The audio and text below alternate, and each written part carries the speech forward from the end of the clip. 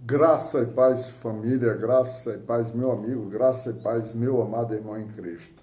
Gratidão damos a Deus pelo dia e pela oportunidade de outra vez estarmos juntos, estarmos direcionados a ler a palavra de Deus, a meditar sobre ela e principalmente a incorporar ela no nosso íntimo, nas nossas decisões, nas nossas atitudes, ou seja, da forma como a gente pensa e decide as coisas no nosso dia a dia, trazendo a vontade de Deus para a nossa rotina diária, para as nossas decisões diárias. Tudo bem? Maravilha. Vamos meditar mais uma vez no livro de Samuel, capítulo 19. Capítulo 19, versículo 2, diz assim: E Jonatas o anunciou a Davi, dizendo: Meu pai Saul procura matar-te, pelo que agora guarda-te pela manhã e fica-te num lugar oculto e esconde-te. Cheio de próclise, né? Cheio de próclise, esconda-te, guarda-te. Essas palavras são até difíceis de pronunciar. Na nossa caminhada devocional, no de ontem, né, especificamente, nós vimos que Saul, né, se levanta contra Davi, no aspecto de desprezar os feitos de Davi, né? E a partir do momento em que Davi começa a crescer, não só aos olhos de Saul, que o promove a comandante dos exércitos, não só isso, mas crescer na admiração, no respeito, crescer no ser bem visto, bem quisto, né, pela comunidade do povo hebreu, faz com que desperte em Saul essa fúria, essa inveja, principalmente quando ao retornar das batalhas nós temos aquilo que está escrito lá no capítulo 18 de ontem, aquele cântico, né? Aquele cântico que está lá escrito no versículo 7, diz assim: E as mulheres tangendo, respondiam umas às outras e diziam: Saul feriu os seus milhares, porém Davi os seus 10 milhares. Ou seja, no cântico daquele povo, a grandeza de Davi já se tornava maior.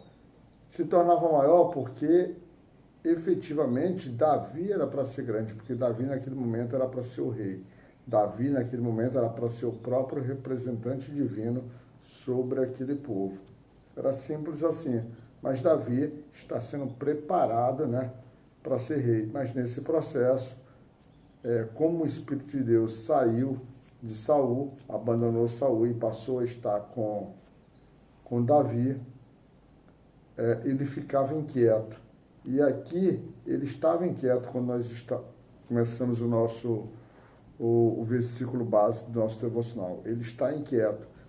E essa inquietude dele, ele procura não mais, vamos dizer assim, viver ela para si. Então ele passa a transmitir essa inquietude, a transmitir essa, vamos dizer assim, essa insatisfação, transmitir esse sentimento de raiva, de fúria, fazendo com que as pessoas, ou tentando transmitir o interesse que as pessoas também matassem Davi. Ou seja, agora não basta ele querer a morte de Davi. Todos deveriam querer a morte de Davi porque o rei assim o queria.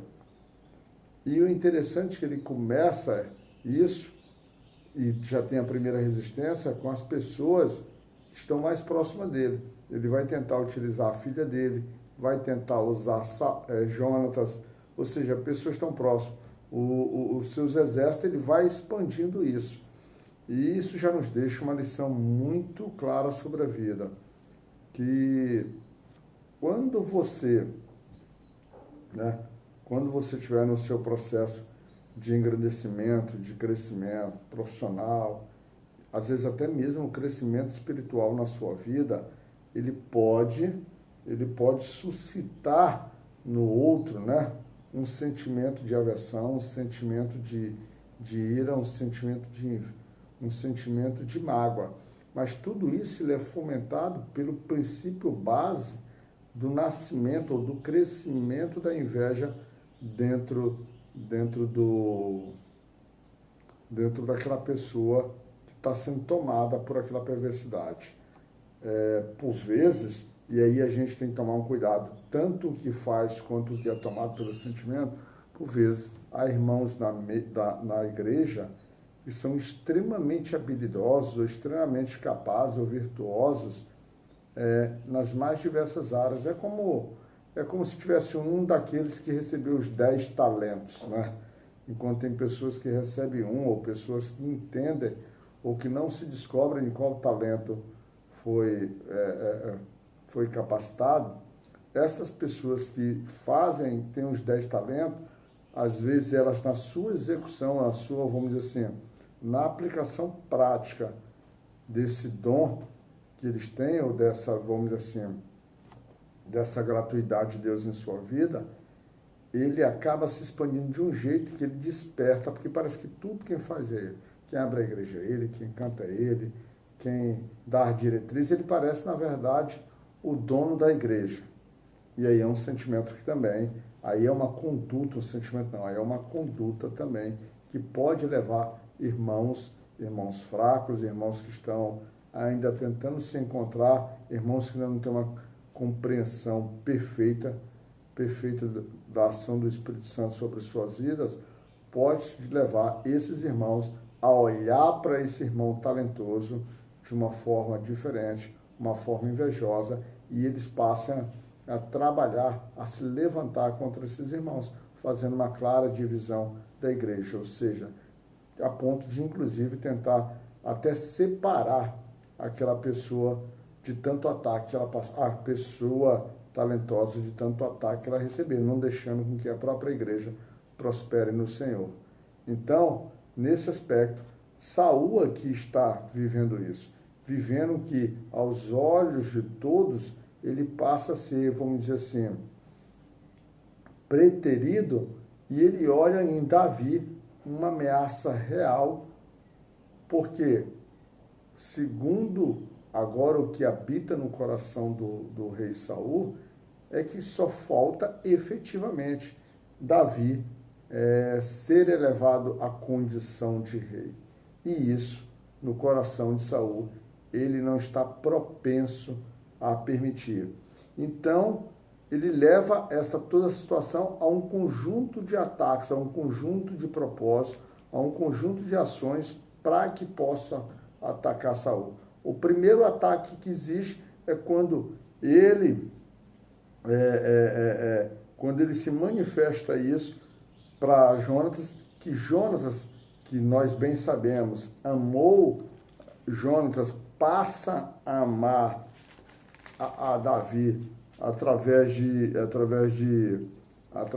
da amizade, com uma representatividade que também está lá no capítulo 18, versículo 1, que diz assim: sucedeu que, acabando ele de falar com Saul, a alma de Jonatas se ligou com a alma de Davi, e Jonatas o amou como a sua própria alma, ou seja, almas intimamente ligadas. E aí, para os nossos tempos atuais, para vamos dizer assim, para esses movimentos de inclusão, para essas igrejas que devem receber a todos, mas fazendo a separação, entendendo que, mesmo estando na igreja, nós temos joios e trigos, aí começa a trabalhar esse tipo de versículo aqui, dizendo que há uma promiscuidade, um movimento de homossexualismo, né, entre Jonas e Davi. Isso é uma clara deturpação do que é a palavra de Deus, do que, vamos dizer assim, do que pessoas que se encontram no amor de Deus, né, que se ligam intimamente por suas almas, elas estão vivendo para que pessoas que estão intimamente agora ligadas pelo movimento humano, pelas seduções humanas, né? Então a gente vê que até nisso nós temos ataques na palavra. Então Jonas, levado por esse sentimento, vai e protege Davi, quando coloca para Saul meditar e pensar, dizendo assim: mas pai, por que você vai se levantar contra Davi? Ou seja, por que você vai matar Davi se ele vem contribuindo para que o seu reino prospere, né? Então, qual sentido teria ele se lançar contra o homem inocente? E aí, nesse aspecto, ele convence o rei Saul. E Davi, estando, vamos dizer assim, distante, estando escondido, é reapresentado à presença de Saul, porque Saul é levado nesse sentimento de recuperação das suas faculdades mentais naquele momento. Ele dá ouvidos a Jonas no versículo 6 e registra: e Saul deu ouvidos à voz de Jonas e jurou Saul: vive o Senhor que não morrerá. Né? Vive o Senhor que não morrerá. Ou seja, a vida de Davi agora deixa de passar risco momentaneamente. Só que ao transcorrer do capítulo, ele ataca novamente, porque o espírito mau ataca a vida dele, do rei Saul, e ataca Davi, que é levado a fugir. Depois ele ataca novamente a vida de Davi dentro da sua própria casa, utilizando e a sua filha Mical, a filha do rei Saul, que agora é esposa de Davi, também, vamos dizer assim, se opõe ao pai e coloca e ajuda Davi a fugir, daqueles homens que já estão preparados, cercando sua casa para que de manhã o matasse.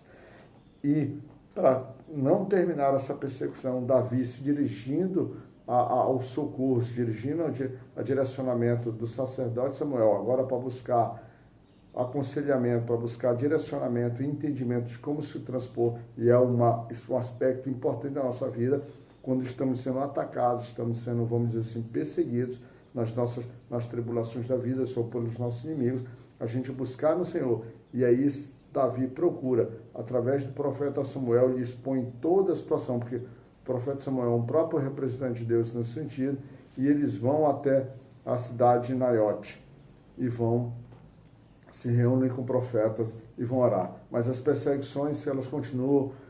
Saul ataca por 3 vezes por mensageiros, mas esses mensageiros, a partir do momento que se encontram ali diante dos profetas, diante daquele local de adoração, eles são tomados por aquele espírito e também vai.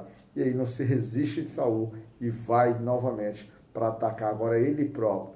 E ao chegar a um poço, a partir do momento que ele chega naquele ambiente, ele é tomado também pelo Espírito de Deus, ou seja, um homem que foi abandonado, que agora está nas suas loucuras, é novamente tomado pelo Espírito de Deus, e a partir dali a sua mente é transformada e renovada, e ele sai praticamente esquecido do que foi fazer, esquecido, ou seja, abandonado das suas perseguições, e sai também profetizando, levando que quando você se aproxima das coisas de Deus, quando você se permite a viver as coisas de Deus, a ouvir as coisas de Deus, a ler sobre as coisas de Deus, a meditar, a orar, ou seja, estar com pessoas que buscam essa conexão, como esses profetas aqui buscavam, você também é tomado por aquele ambiente de luz, é tomado por aquele ambiente de renovação, é tomado por aquele ambiente, por aquela força que transforma, por aquele Deus que transforma e que renova, e aí não tem jeito para que você se segure. Então é preciso também que você se aproxime, como Saul, os mensageiros todos fizeram e foram tomados. E aí não resistiu outra coisa. O Saul, ele começa a profetizar, ele vive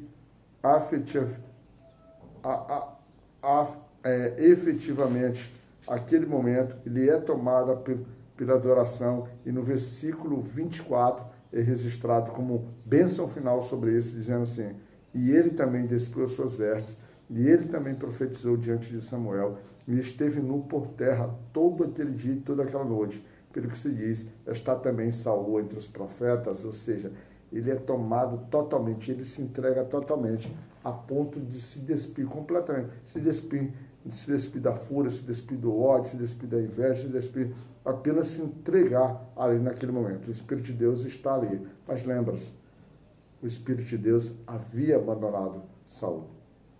Mas naquele momento que ele vai pronto para efetivamente matar mais uma vez, ele não consegue realizar o seu tempo, porque, mais uma vez, a ação divina de Deus, que se manifestou em Jonas, manifestou na habilidade de Davi quando foge da presença de Saul, manifesta por meio da ação amorosa, da ação cuidadora e acolhedora da sua esposa Mical, e também pela ação protetora do ambiente santo propiciado pelo profeta, propiciado pelos que se reúnem em adoração ao Senhor, tudo isso, e por fim,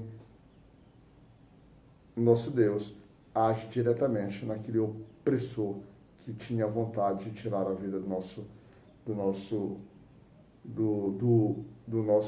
irmão Davi, daquele que efetivamente está fazendo a vontade do Senhor. Então, graça e paz Todo-Poderoso, graça e paz ao nosso Deus Pai, para que Ele possa nessa tua vida, nesse teu dia, te proteger a tua família e nos dar um dia de luta, mas principalmente um dia de luta, mas de vitória. Um dia de comunhão, um dia de estar conosco e de nos sustentar nas nossas batalhas. Que Deus possa te cuidar, meu irmão.